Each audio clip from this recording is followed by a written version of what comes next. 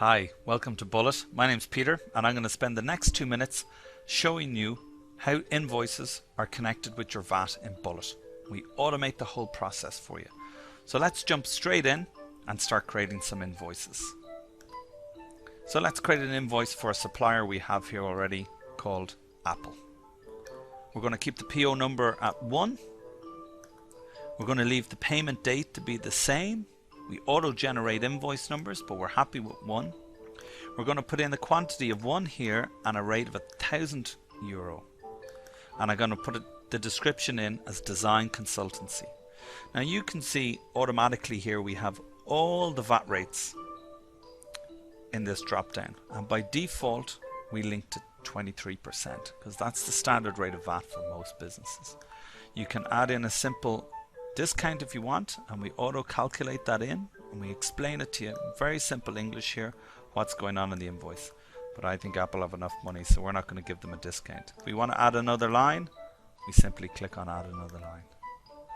Let's have a review of this. So this gives us a HTML version of what the invoice is going to look like as a PDF. So I think we're happy enough with that. We don't need to make any changes. We're just going to click save. Now we get some options here on the what to do next screen. We can either create another invoice for Apple, we can download it as a PDF, or we can send the invoice to Apple. So let's do that.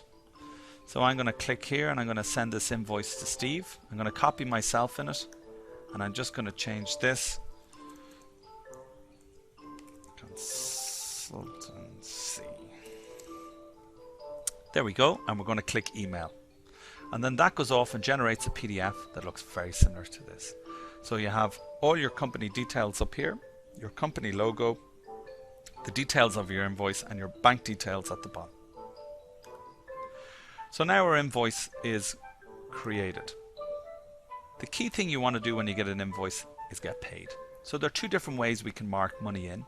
You can either go into the money in section, state that somebody has paid you, select the client, and we'll give you a list of all the invoices relative to that client.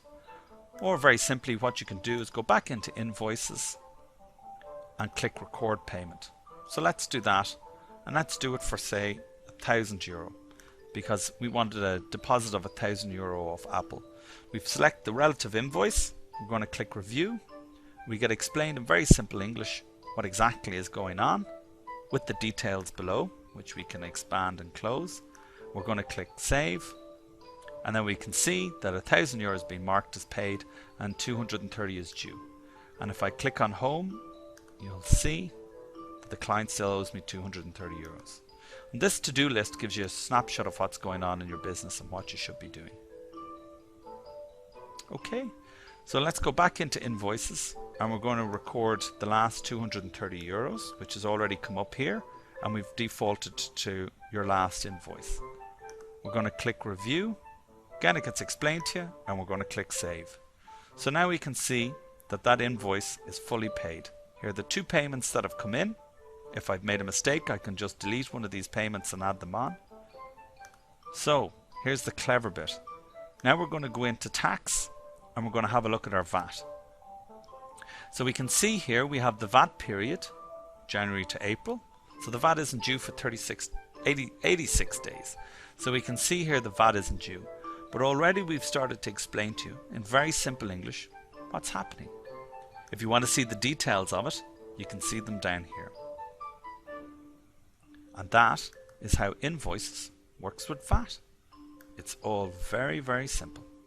Thanks for watching. You can find more videos on vimeo.com/bullethq. We hope you found this helpful. Drop us a line. Follow us on Twitter. Thanks very much. Bye now.